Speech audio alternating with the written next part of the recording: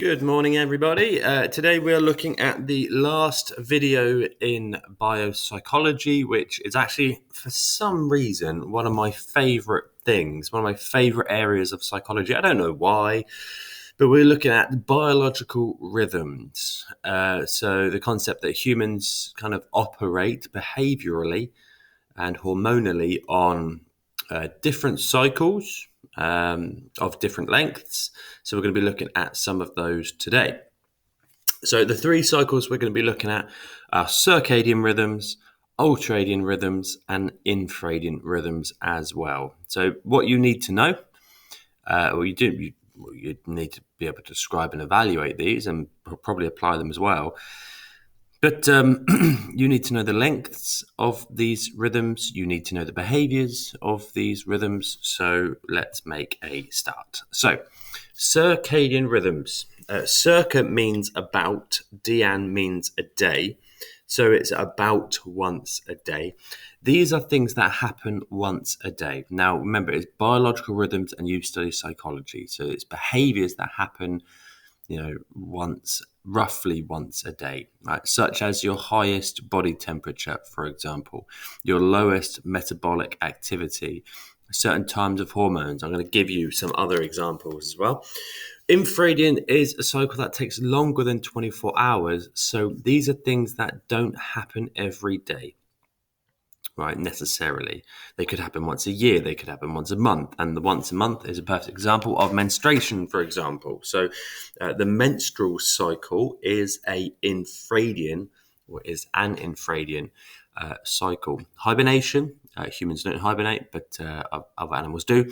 And SAD, seasonal affective disorder, is another good example about an infradian cycle as well. Ultradian, I'm sure you can see where this is going, is a cycle that takes less than 24 hours, hence it probably happens multiple times a day. So feeding, for example, or hunger. Hunger is a ultradian cycle. It's a behavior that happens. Stages of sleep, which I'll go into in a bit more. Yes, you sleep once a day, but you have multiple stages of sleep that you repeatedly go through. If you got 8 hours sleep last night, you probably had about 5 cycles of sleep. Thus, it is an ultradian cycle because it's something that happens multiple times a day. And obviously, you have cycles of alertness as well. There's kind of, ultradian and circadian, because 10 a.m., 8 o'clock here now in the morning, but 10 a.m. is your highest peak of alertness. That's why maths and English are taught in primary schools in the mornings when they're more alert. But you do have cycles of alertness throughout the day, so you could argue it is both. Let's start with circadian here as well then. So I would, if I were you, take a couple of these. Oh, I am. I'm so tired. I'd take a couple of these. What's happening right now? Well, that's bullshit. That's rubbish right there. So half an hour ago, apparently, roughly, my melatonin secretion stopped. Melatonin, it puts you to sleep. I still think I've got some melatonin in me, to be honest. Highest alertness at 10 a.m. Your best hand-eye coordination at 2:30. So if you're going to do archery or boxing, do it at 2:30.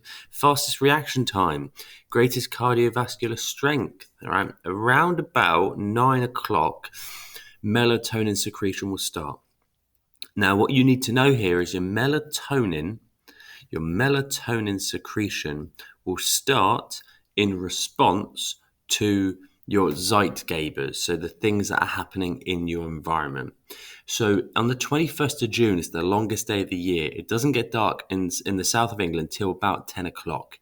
Your body is not going to start releasing melatonin until it registers that it's dark outside. So in June, you're going to secrete melatonin at 10 o'clock. But on the 21st of December, the shortest day of the year, it gets dark at 4:02, I think it is. I think it's 4:02. So your melatonin is going to start a lot earlier, for example. So what I would argue here, and you need to be careful of knowing this, circadian rhythms you can't make a general law about them that applies to everybody, because someone's melatonin may start sooner than someone else. Someone's lower body temperature might be at 2 o'clock, not 4 o'clock, so you need to be careful. But these are essentially examples of a circadian rhythm. So as it says here, this is, I guess, a little bit more complicated, I guess. We have internal and external environments. You need to know that our internal environment, which I'll go through, is called an endogenous pacemaker.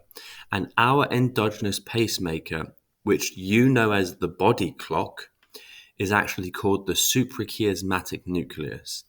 It is a teeny tiny part of the brain that is responsible for us going through certain rhythms.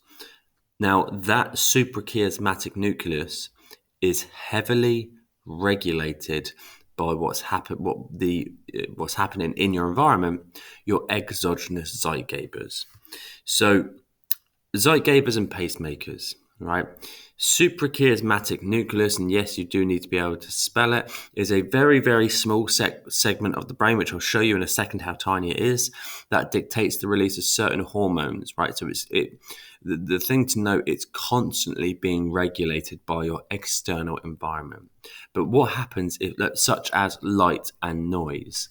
So if I were to, in this room, shut the blinds down, turn off the light, it's really quiet around here at the moment, my suprachiasmatic nucleus might be like, oh shit, it's night, and may start releasing melatonin. In school, if you had to watch TV, for example, like a TV program or whatever, and they turned off all the lights, did you start feeling really sleepy? Because if you did, that's your suprachiasmatic nucleus being tricked into the fact it thinks it is now nighttime. So you may find it difficult to sleep early in the summer or during the summer because your suprachiasmatic nucleus will not release melatonin until quite late, by which time you need to go to bed, and actually you're maybe tossing and turning. The other thing as well is heat, right? Heat keeps us awake. Our body is supposed to release a degree, 1 degree of heat before we go to sleep, which is why, weirdly, having a bath, I'm not going to go into it, having a bath makes you tired. So I'm just going to show you where look at, is that green bit right there? Look at how tiny it is. That's where the suprachiasmatic nucleus is. Now, one thing to note about the suprachiasmatic nucleus, supra means above, right? So it's above something. Chiasmatic is essentially, the suprachiasmatic nucleus sits on top of your optic nerves. And it basically measures all the light that's going underneath it, coming in from the eyes. When that light starts to get a bit dimmer, for example, it would then think, right, okay, there's not much light coming into the system, therefore we need to release melatonin. And it will then instruct the pineal gland to release melatonin. So you can see the interaction there between your external environment and your internal body clock as well. But that external environment we call exogenous Zeitgebers, literally the most German word you can get. I think it's German for time givers. Zeitgebers is German for time givers. So they give us a sense of the time. So these are external influences that affect the suprachiasmatic nucleus, and they help us regulate our timings for sleep. These can become confused if you go across time zones, but we'll come to that in a second. I used to live on Lodge Road in Southampton. People who don't know Southampton might know it, but it's a pretty busy through road, student area. I was a student at the time, but busy traffic. And also busy because people would get really drunk in Beavers Valley and then walk up and down Lodge Road, shouting, screaming on the way to town. I never slept well in that place because it was never quiet outside. It was dark outside. It was cold outside. I was there over winter, but it was never quiet outside. So I never slept well because my body was thinking, well, hold on, it's still quite quiet outside. It's still people outside. So should you really be going to sleep? And so I would always struggle to sleep too well. Also, our house was right by like a really annoying lamp, basically, what they're called. Lamppost, that's the one. And it would blare light in. So I never ever slept well during that. So here is the procedure. You've got low light, right, which goes into the optic nerve behind the eye, which the suprachiasmatic nucleus sits above. It recognizes this low light and sends a message to the pineal gland, which is responsible for releasing melatonin. This enhances the production of serotonin. Don't really need to know that bit, to be honest. It's just easier if you just know this bit. Melatonin essentially quietens the brain down, and thus you are able to go to sleep. So there's a clear interaction there between pacemaker and Zeitgebers. So that there is, and you will need to know pacemakers and Zeitgebers because it's likely going to come up in an exam question. What you also need to know is Ultradian Rhythms. So I find this I find it so fascinating. You should absolutely read Why We Sleep by Matthew Walker. You may have seen that, I don't know. But Why We Sleep by Matthew Walker is a fascinating insight into why we sleep. And it's so interesting. But one thing you need to know is you don't sleep just once, right? You don't dream once. The average person will dream 4 to 5 times during the night. Yesterday, I had a dream that my best friend and I went to Bella Italia and we were arguing about whether the deal was 2 for £10 main course or 2 for £18. It was a really fascinating, and the waiter was really excited to be able to find out what one it was. A really fascinating dream. But what happens is you got stage 1, stage 2, stage 3, stage 4 sleep. Stage 4 sleep is incredibly difficult to wake somebody up, and only a high alarm can really wake somebody up. It's evolutionary in terms of females, mainly females, being able to hear the baby cry. That's what fire alarms are based on, is a baby's cry. But then you have periods of REM sleep called rapid eye movement, and this is when you dream. The longer you sleep, the longer your REM periods become, which is why you need 8 hours, because you need REM sleep. And if you don't get 8 hours, you're not getting that longer bit of REM sleep. REM sleep is when our brain really does its thing, and we need it. We really need it. What you'll also notice here is that the deep sleep, when our bodies recover, is done by the 4th hour. So idiots, I call them, often say, well, I only need to sleep 4 hours until I'm fully rested. Physically, yes, but your brain needs 8 hours in order to do its thing. So, but essentially what this is a ultradian rhythm because it's happening several times, which is pretty much all you need to know for ultradian, really. Infradian is things that last longer than a day, or cycles that last longer than a day. And a menstrual cycle, which is influenced by the endocrine system. But the menstrual cycle can be, and this blows my mind. It really does blow my mind. I think it blows most guys' mind, to be honest. But the menstrual cycle can be influenced by your Zeitgebers. It can be influenced by, it's thought, pheromones, and that's why female synchronization occurs, where women who live in close quarters will synchronize their periods. Now, there is an evolutionary reason for this, but this actually happened to my friend Chrissy at uni. She lived with 7 other girls. One of my best friends at uni lived with 7 other girls, and they would talk about all the time about, I can't remember what they called the week. Where they were all on their period, but very, very quickly they would synchronize when they got back after summer. And it's thought to be either shared odor and light. So strange. Honestly, it blows my mind. Now, those are the 3 rhythms, right? Circadian, ultradian, infradian. But you do need to know a couple of pieces of research. Now, the one that everybody goes for, or one of the ones that everybody goes for, is Michel Cifra's cave study.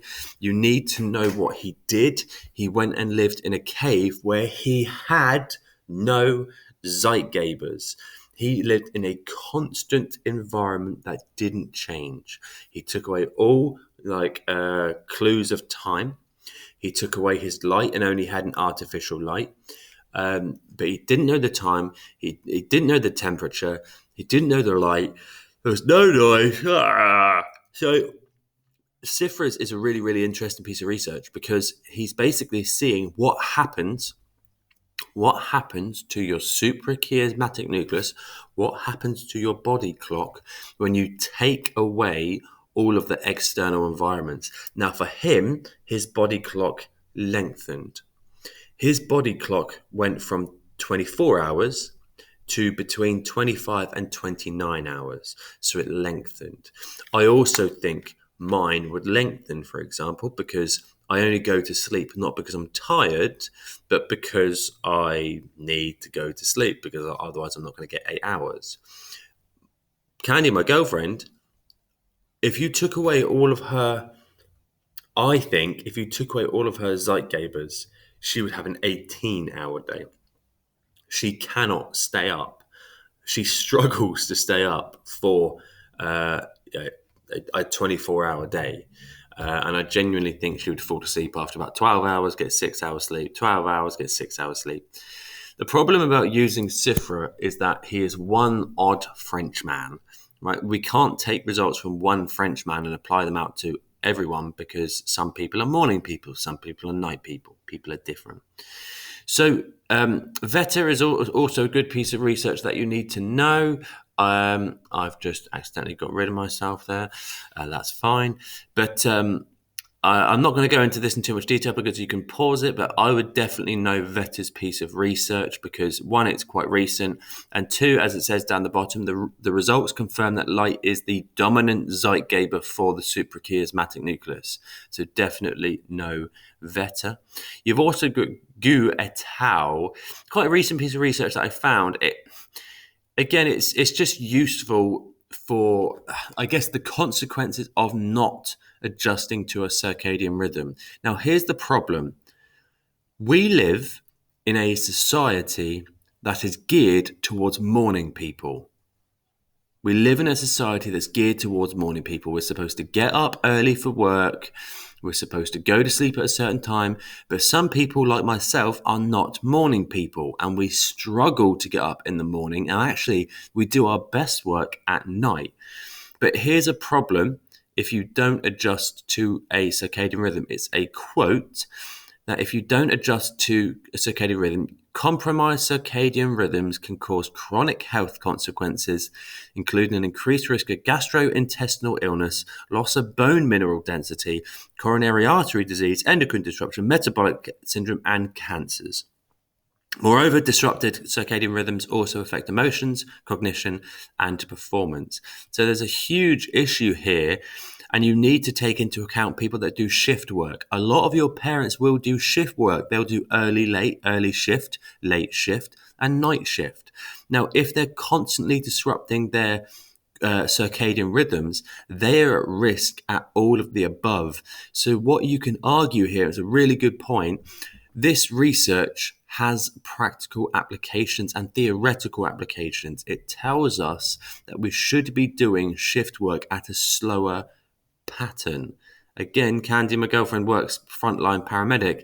She'll do like 2 night shifts, followed by a day off, followed by a late shift, followed by 3 night shifts, then followed by an early shift. And it's just like her sleeping pattern is all over the place.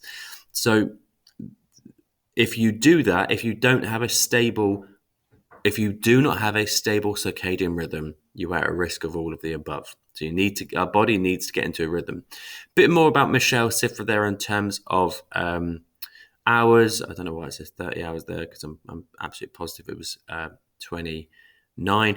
But he actually spent 179 days. So he ticked off. He woke up. He said that, he actually had 179 days. But because his day was longer, he thought he was coming out on his 151st. If you think about that, that's 28 days. That's a whole month. So after about 6 months, he came out after 6 months thinking he'd only been in there for 5. So in a way, he's lost a month of his life. So it's, interesting. Ashoff and Weber, also quite interesting. Days lengthened to them between 25 to 27 hours, but the important bit is down the bottom. There were differences between everybody. Some people would have been shorter, some people would have been longer. But again, it does show us that whilst we all live on circadian rhythms, we're all quite different with it. I'm not going to go into too much detail here, but this is the question I do worry about the most with this, is the impact of shift work on the economy, right? As it says, many people do shift work, as I've said. There are loads of negative implications for the economy, because it's going to be a massive cost to the NHS, because it's going to affect people's mental health. There's going to be a lot of lost days due to sick days, because if you are, remember that quote from the researcher, if you are doing a disrupt, if you have a disrupted circadian rhythm, your health is going to be compromised. However, and I remember this from my uni days, researchers found that if you are going to do shift work, keep them on the shift for 3 weeks at a time. Let them do 3 weeks of early shift, 3 weeks of late shift, and then 3 weeks of night shift with suitable breaks in between, and they should be fine. That slow adjustment, slowly adjusting your circadian rhythm, keeps you healthy. The problem is, I'd like you to tell me if any of your parents who do shift work actually do this. Because even though this is what research has found, hardly any companies do it. And it's really bad, really bad. That is it, pretty much, to be honest with you. This is probably one of the harder questions that have come up regarding biological rhythms. It's a AO2 question, so you need to be able to show your knowledge through Sam, who is a police officer in this case. But that is it for biopsychology. The last 3 bullet points you need to be able to evaluate. So you need to be able to evaluate rhythms, research supporting practical applications, maybe beta bias, because it minimizes the differences between the sexes. But maybe men's cycles are different to female cycles, but the theory doesn't say it. So you need to be prepped for evaluations, but that is now biopsychology done. And we will be soon moving on to the year 2 stuff. See you later.